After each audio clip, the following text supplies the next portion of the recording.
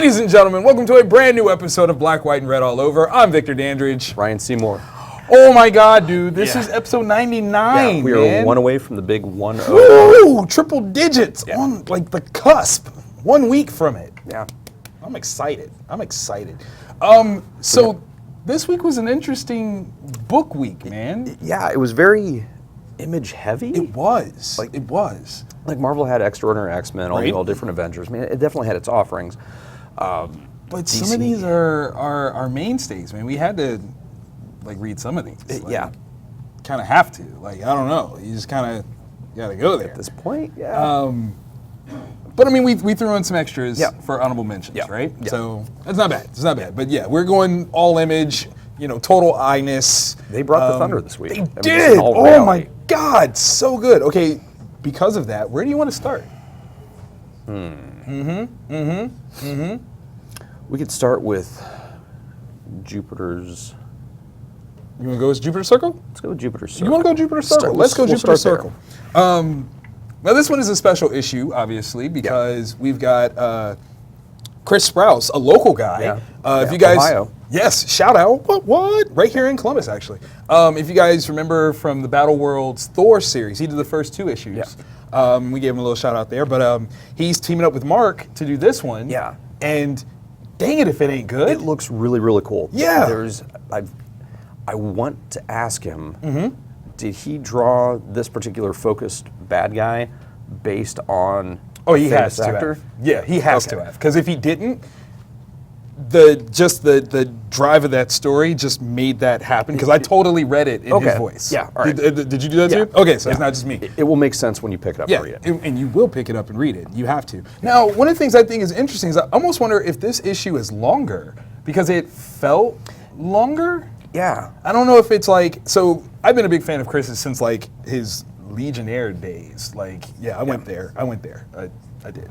And he's got a very, simple line work like Wilfredo does, but it's a little bit more heavy.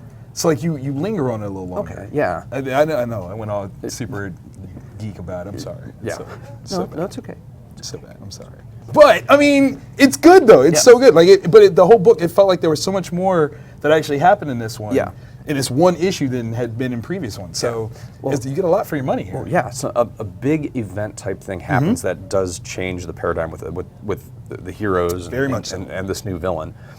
But at the same time, there's a moment of, I think, absolute clarity that the Utopian has. Yes. That he's forced to have to deal with. Yes. And I mean, that's huge. I love the challenge to his archetype. That's the thing. Okay, how is it, literally, how is it that you're playing with an archetype that is almost 80 years old at this point, and you still are finding ways to challenge it? That's, I give mad credit to Mark for that one. He always, finds a way to take that thing that and be like, oh, but did you look at it like this? And you're like, oh. Yeah, because that's the thing is, a character like that, what do you do? You cannot continue to make a bigger, stronger villain for him to fist fight. Right. Eventually, you have to deal with things and that internal. It's that internal fight that makes it far more important. Yeah, I agree. And this has that. I can't wait to see where it goes. Yeah.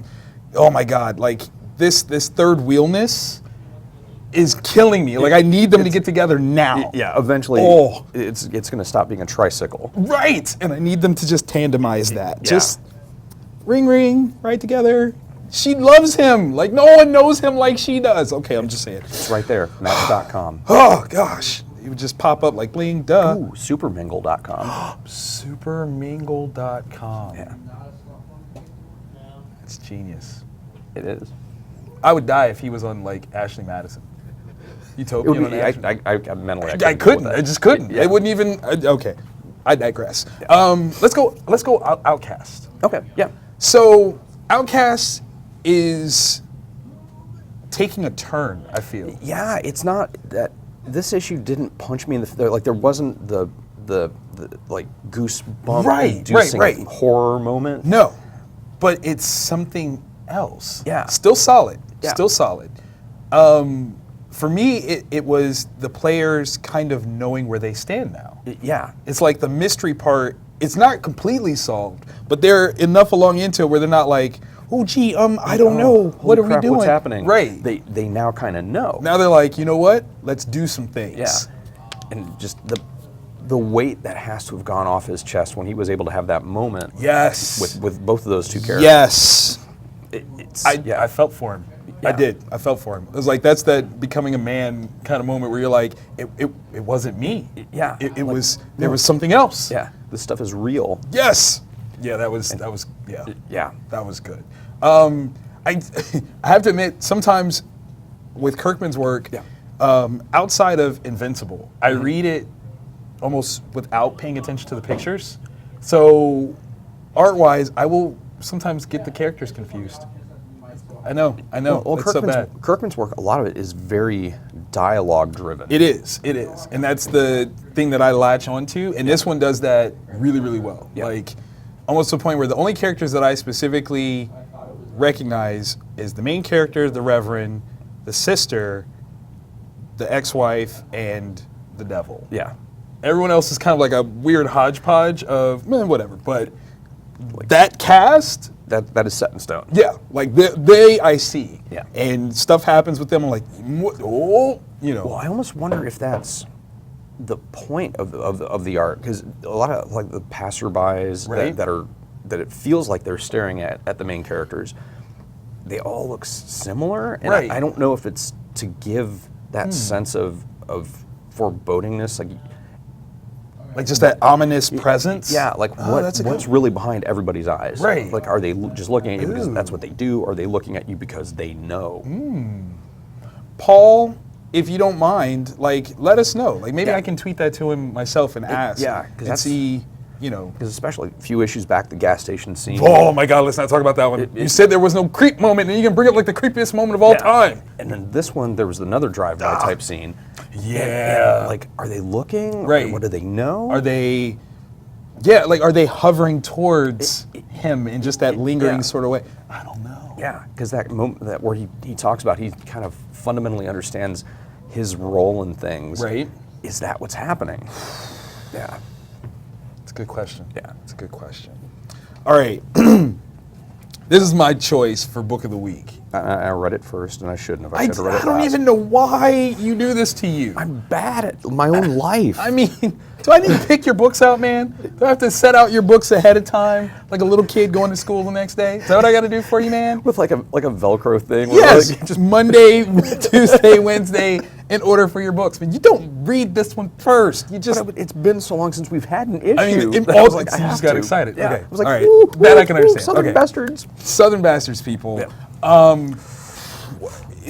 Okay, I'm going to put it like this. Stop me if you think I'm wrong. Go on. The next great American novel is this. That's what this is. This is our modern Tom Sawyer. Like Jason Aaron, you are our modern day Mark Twain. I'm saying it. It's brutal. It's real. There are no punches pulled in terms of the action, the vernacular, the way people relate to each other. Yes. It's being okay with saying some of the things they do, but gold earn it. Right. And I've encountered people like that. Yes, because you can go like say the most trudgiest thing ever, but then you're like, don't blaspheme. Yeah. You're like, wait, what? Whoa. Rewind. What? You have a problem? Yes, I do. Yeah. Don't. But that's real. That's, yes. The verisimilitude of this series is so on point, it's not funny. Yeah. I almost, okay, yes, it's so in vogue to talk about like, ooh, the movie adaptation of. Yeah. I almost don't want to see it. I don't want to see it. It would be tough to live up to. Exactly. To this. Because this, like. It's almost like when The Watchmen became a movie, where it was like, I had to watch it because Exactly. There's no way to. Exactly. Yes. One of the other things I really liked about this issue, in particular, growing up in sports with myself, basketball, football, hockey, there are a lot of metaphors that you can draw between a team sport and real life. Okay. And in this moment, it really that similarity where coach boss. Yes. There's a hit there's something that we can't talk about. Yeah, no, without spoiling it, but it's like this very. it's an established. No, I can't even say it's an established thing because it reiterates. Yeah. What Coach Boss has been. Yeah. Like across the board, this man is this man. Yeah. Period. I said this in one of the episodes way back when that when we got that second arc where we were looking at Coach Boss and the fall of him. Yeah. That it was what I felt was attempted with Darth Vader and trying to look at, this is what happened to Anakin and it's not his fault. Yeah. Is there a conspiracy here considering Jason Aaron's run on Star Wars? Is Coach Boss actually Anakin? I'm just, listen, you saw the end of that book. Yeah. That's a Force Awakened moment right there. It's strong within him, people. Yeah. That's all I'm saying. And it really is that we both have goals. I'm going to succeed and you aren't. Period. And in a very football style. This is how this is going to go. It's not a matter of me wanting it more than you. You can't want it more than me. It's not even possible. It's not even like, well, I think I can. No. You can't want this more than I do, and I'm going to show you. And I'm curious what's going to happen. Like, now that we're fully set, all the pieces are here. There's the woman that had that phone call earlier. That's got to come back into play. That's got to come back. Dude, I'm still waiting for, what's his name's daughter to show up. Yeah. I'm still waiting. You know what? Okay. I'm gonna put my I'm also a creator hat on because this issue of Southern Bastards is really like one of the best books I've ever read. However, I have a complaint. I have a gripe. It gives me hope. This is how I know. So that scene, that one that we so loved thoroughly. Yes. There's a thing called page turn reveals. Okay.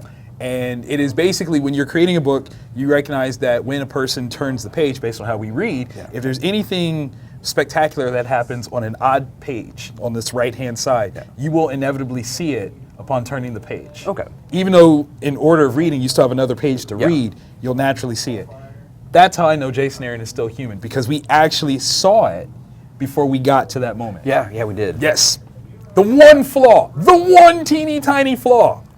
I said it. It's got a flaw, but it just is enough to let us know that they are actually humans and not gods that have come down and just told us perfect stories. Oh my gosh, that'd be awesome. Because otherwise it was a perfect book. And lo, Jason Aaron arrived and said, "Roll Tide." And it was good. It was good. And we did in fact roll. Yeah. The tides did in fact roll. Oh, man. That one. It really, it's a great one shot. Yeah. So perfect. Yeah. So perfect. As Jason Latour is a writer as well, I have to wonder, like, when you get a script like that, does it make you want to step your game up writing-wise as well? Because you bring it on the pencils of this, like the feeling and visceralness is so there. Is that why Spider-Gwen is so good? Because he's like, you know what? Constantly. Right. Yeah. Like just back and forth. Like, are they challenging each other, writer for writer? What you got? Yeah, maybe iron sharpens iron. I mean, dude, I just want to be in the room and just hear them talk about it. Yeah. That's all I want. Just one time. Let me be in your writer room. That's it. Like a Google Hangout. Whatever, dude. It could be Yeah. stupid tweets. Talk to my mom. I don't even care. Like, whatever. Just let me, I just want to see that magic happen. I do, man. I just want to see it. Yeah, because I've never understood that with the creative process. Like, how does it all evolve? Who comes up with an idea first? Does the artist come back like, well, I know this was what you're shooting for, but how about this? Right. Between those two guys, I mean, as writers and create, I don't even know if Jason Aaron draws. Yeah. If he does, it's not fair. Like, don't. Just don't. He's a triple threat. Right. Like, it's like, that's not even. Yeah, don't do that. Let Jason Latour handle the triple doubleness. Yeah. You stick with the writing part, because we couldn't handle it if you brought that extra. Yeah. Ugh. It'd be too much. Oh, God. Speaking of extra, we've got some honorable mentions. Now, what did you tackle here? I went with the Hellboy Winter Special. Oh, nice. It's 3 or 4 really cute stories. Okay. Which sounds weird when discussing Hellboy. You're like, Hellboy cute. Yeah. But there's like one where Liz is a kid and they're attacked by possess snow people, which is pretty funny. That's awesome. My favorite one involves the ghosts of Chinese miners. Oh. Yeah. So it's like this really cool one shot, 5 pages of just Hellboy, and it feels like classic Hellboy. Oh, that's brilliant. And That is brilliant. Like, Tim Sale did art in one of them. It's just a really cool list of creators. Did Mignola do artwork in it, or did he just write one? Story. Yeah. Yeah. So yeah, I mean it's from Mignola, so That's it's cool. just it's really incredible. So if you're a fan of Hellboy and you've been waiting for the next issue of Hellboy, which we've been waiting for, yeah, definitely pick this up. It's fun. It's a fast read, but it's really good. It's a good Hellboy snack. Yeah, that's what you're saying. Yeah. Okay, you're still waiting for the meal. Nice Hellboy appetizer. Wet your whistle. Yeah. I like it. I took on Old Man Logan #1. Yeah, that's what. And Jeff, you read this too, right? Yeah, Jeff Lemire was the writer for it. So. Yes. And Sorrentino did the artwork. Yeah. Carrying over from the Battle World. Right. Yeah. This was interesting. Like. Yeah. I was torn on whether to think Berserker or like what caused him to change his philosophy as quickly as he did. And he does, like, super hardcore, because like I know I didn't read all of the Battle World stuff for Old Man Logan. Did you follow all of it? Yeah. Okay, so that explains how he's here, right? Yep. Okay. But even in that, he still didn't quite go back to being the Wolverine. Yeah, he meted out violence where it was required. Right. This is different. Yes, there's people gonna die. Yeah. That's just listen. That's not a spoiler for where this is right now. Yeah. Like, but I guess the psychology. Right, because if you've read Old Man Logan, the original series by Mark Millar and Steve McNiven, which if you haven't, congratulations, you're like just been born, maybe. My 5-year-old's read it. I think mine has too, actually. So, dang. I mean, you gotta learn. You gotta learn. Yeah. But so if you haven't read that, first slap yourself, then go get it, read it. It's fundamental. It's one of the best Wolverine stories in recent years. No, period. I gotta say period. I'm just gonna say it. Enemy of the State Was great as well, but I mean, also Mark. Yeah. Again, Yeah. like look at the man's hand. See how he just touches and makes gold. Yeah. It's crazy. Rumpelstiltskin, Maya, just all rolled in one. But yeah, just go ahead and marinate on that one. Just go ahead and marinate on it. It's all good. It's all good. So like the idea of Logan being peaceful for 50 years, and then this guy. Yeah. Those are two different people. Yeah. Those are two different people, and I got to try to reconcile that. I'm going to try to accept it. I'm going to see issue 2 and see if I can go along with it. I disagree with his list, though.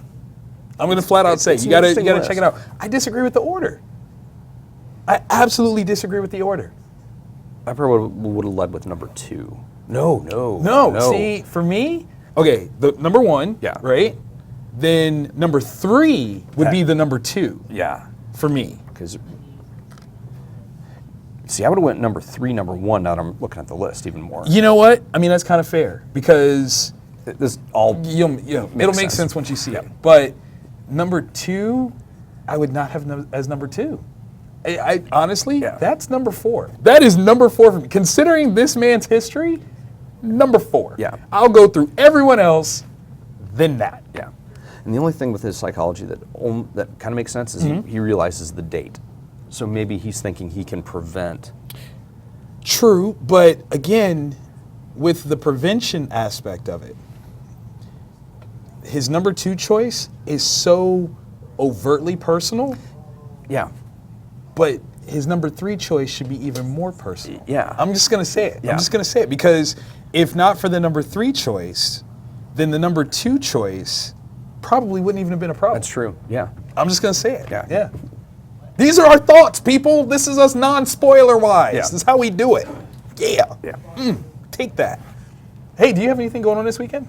No, it's an odd off week for me. Oh. But there is something at the shop, I think. Oh, there definitely is, people. You Create Comic School is here I'm teaching how to make comics. We're doing 2 different sessions, Group A, Group B. Group A is for 6 to 12-year-olds. We got like workshop-based kind of stuff. It's kind of fun. It's kind of awesome. And then Group B is for 13 plus, where we're actually going through the actual mechanics of making comics. It's kind of awesome. Yeah, and it's similar to what you've been doing at the Wizard World stuff, and you've also done it at local schools and libraries. So. Absolutely. So if you guys have ever seen any of those and want to see something a little more in depth, come on through, check us out. We're going from 11 to, I think, 1:30 with a like half-hour break in between the 2 classes, 45 minutes each. And they're just $10 for a class if you want to come through. So come on through and check stuff out. Yeah.